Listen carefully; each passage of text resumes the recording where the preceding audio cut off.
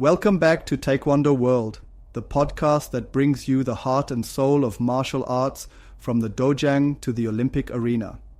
Greetings, Taekwondo enthusiasts.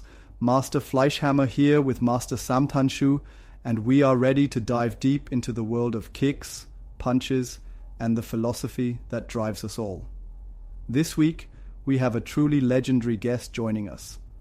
A pioneer, an innovator, and an Olympic gold medalist, and a 9th Dan black belt, who has shaped the landscape of modern Taekwondo. Please welcome Herb Perez. Thank you. It is a pleasure to join you both, and I have always enjoyed watching your careers and listening to your podcast.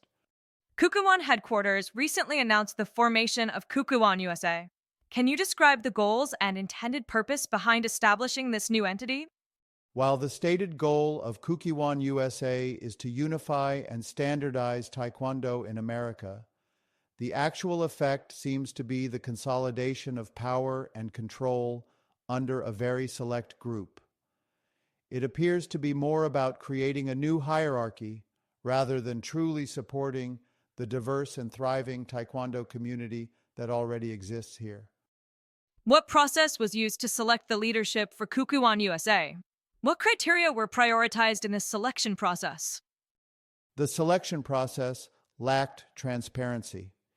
It appears the primary criterion was pre-existing relationships with those in power at Kukuwan headquarters. Qualifications, experience teaching in the USA, and contributions to American Taekwondo seem to have been secondary, if considered at all. How does the creation of Kukuwan USA relate to the existing organizational structure of Taekwondo in the United States, particularly regarding established organizations and schools? Instead of collaborating with existing, successful organizations, Kukuwan USA seems intent on supplanting them.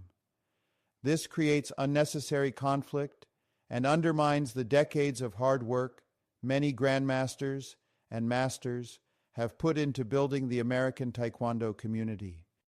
The initial leadership announced for Kukuwan USA appears to lack diversity, particularly in terms of racial and ethnic representation, as well as gender balance. Was diversity a consideration in the selection process? If so, how was it addressed? If diversity was a consideration, it certainly doesn't show. The leadership is homogeneous and doesn't reflect the rich tapestry of American Taekwondo. This suggests that either diversity wasn't prioritized or the selection process was inherently biased. Given the diverse demographics of Taekwondo practitioners in the United States, how does Kukuwan USA plan to ensure that its leadership reflects the broader Taekwondo community it aims to serve? So far, there are no concrete plans to address this lack of representation.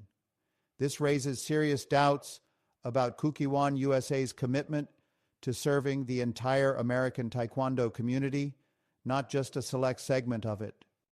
What steps will Kukuwan USA take to actively promote diversity and inclusion within its leadership structure in the future? Are there specific goals or timelines for achieving greater representation? We haven't seen any indication of genuine commitment to change.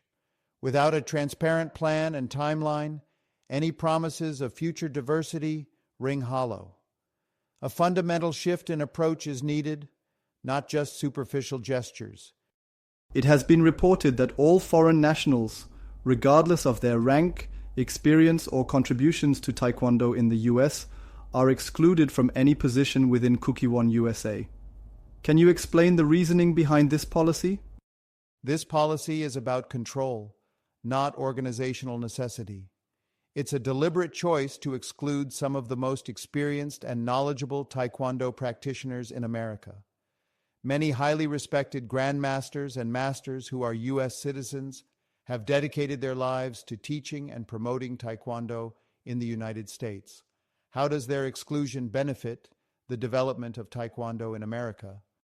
How does their exclusion benefit the development of Taekwondo in America? It doesn't. It actively harms it. Excluding these individuals deprives American Taekwondo of a vast reservoir of knowledge, experience, and mentorship.